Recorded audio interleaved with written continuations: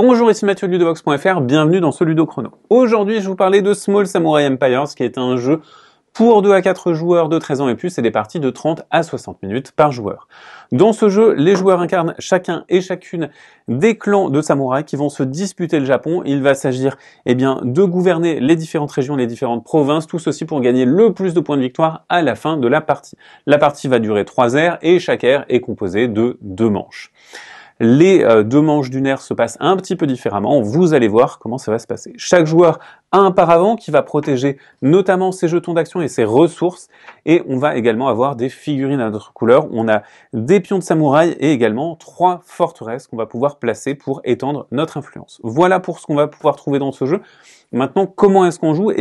Lors de la première manche d'une ère, la première chose qu'on va faire, c'est simultanément choisir une carte destinée de notre main. Chaque joueur a une main de 3 cartes destinées et on va jouer ces cartes destinées devant les différentes régions.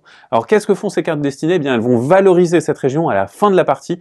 Les régions avec plein de cartes destinées vaudront plus si jamais vous avez fait progresser votre cube dans cette région.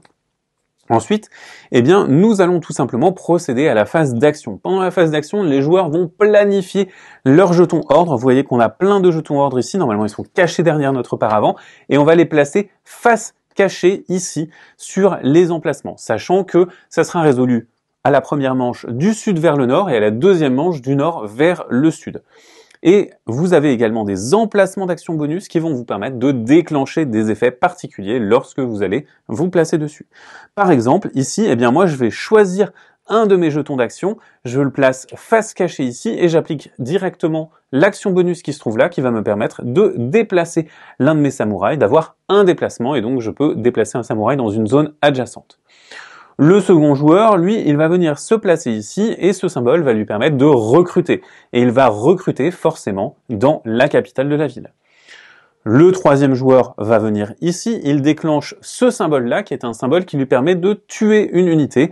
Et donc, par exemple, il m'élimine cette unité qui va dans ma réserve. Et ainsi de suite, on va jouer à 3 joueurs, on jouera un total de 4 jetons d'action chacun.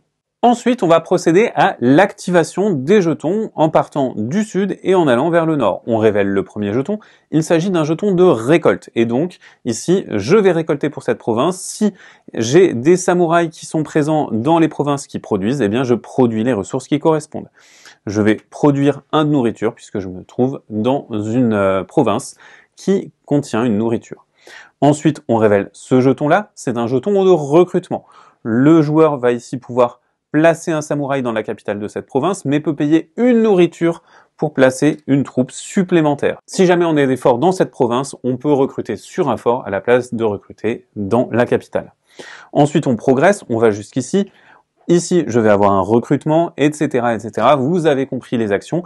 Comme action, qu'est-ce qu'on va pouvoir trouver? On va pouvoir trouver des actions d'attaque, comme ce qu'on a vu pour les attaques ici en action neutre, mais vous pouvez dépenser un Bushido pour retirer un samouraï supplémentaire.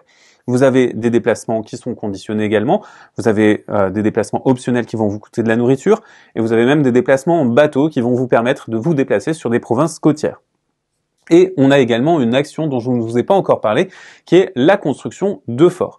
Cette construction de fort, elle va vous permettre tout simplement de retirer 2 de vos samouraïs pour placer un fort dans la région, ou alors si vous avez déjà un fort, vous pouvez tout simplement recruter un samouraï dans ce fort. Et cela va vous permettre de vous positionner et de gagner de l'influence dans cette région.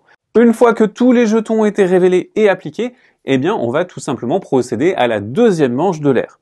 Alors cette fois-ci, on va toujours jouer des jetons, on en jouera un de moins qu'à la première manche de l'ère, donc ici on en jouera 3, et on va toujours pouvoir jouer bien entendu dans les emplacements libres sans contrainte. On peut se placer sur ses propres jetons sans contrainte, mais on peut également supplanter les jetons adverses, sachant que ça nous coûtera du Bushido. Un point de Bushido si jamais l'adversaire n'a pas encore été recouvert, sachant qu'on ne peut recouvrir chaque adversaire qu'une seule fois, et 2 points s'il a été déjà recouvert par un autre joueur. On va donc venir se placer, sachant que les jetons qui ont déjà été placés s'activeront quand même s'ils n'ont pas été occupés par d'autres jetons. On va donc placer nos jetons, les appliquer en les révélant du nord vers le sud, et ensuite on passe à la fin d'ère. Une fois que l'ère est terminée, vous procédez aux étapes de fin d'ère ici. Tout d'abord, il y a une récolte globale sur le Japon qui va vous donner des ressources, du Bushido et de la nourriture. Ensuite, eh bien, pour les régions que vous contrôlez et si vous avez des forteresses, vous allez progresser en influence dans diverses régions. Ces régions, elles vous donneront des points en fonction du nombre de cartes destinées qui ont été jouées. Et donc, en jouant des cartes destinées, vous allez tout simplement influencer quelle région vaudra des points. Et donc, vous pourrez potentiellement créer votre propre scoring, mais peut-être créer des situations intéressantes pour vos adversaires qui voudraient vous attaquer. Ensuite, pour chacune des régions, vous allez regarder qui contrôle le plus de provinces. Vous allez marquer des points en fonction de celui qui contrôle le plus de provinces. Ici, par exemple, c'est le joueur rouge qui va marquer un total de 2 points. Et s'il y a un deuxième, il marque 1 point. On va faire ça pour chacune des 4 régions. Ensuite, on va passer au sanctuaire. Si vous contrôlez des régions qui comprennent des sanctuaires, vous marquez 1 point pour chacune de ces régions. Ensuite, on reprend nos jetons d'ordre qui sont présents ici, on les remet derrière notre paravent, on repioche une carte destinée, et enfin, on change l'ordre du tour pour que le joueur qui jouera le premier soit celui qui a le moins de points de victoire.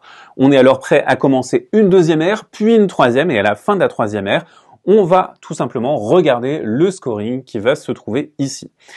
Pour savoir votre scoring à cet endroit-là, vous allez regarder là où est arrivé votre jeton et le nombre de cartes qui vont se trouver ici. Par exemple, ici, pour chacune des cartes qui va se trouver ici, votre cube vous octroie 4 points. Et donc, vous allez additionner ça aux points que vous avez déjà gagnés au cours de la partie. Le joueur ou la joueuse qui a le plus de points en fin de partie remporte la partie de Small Samurai Empires. Voilà pour ce jeu, c'est donc un jeu dans lequel vous devez planifier vos ordres en profitant des actions bonus et en essayant de créer des opportunités de scoring pour vous-même. Maintenant, à vous de jouer, à bientôt sur ludovox.fr.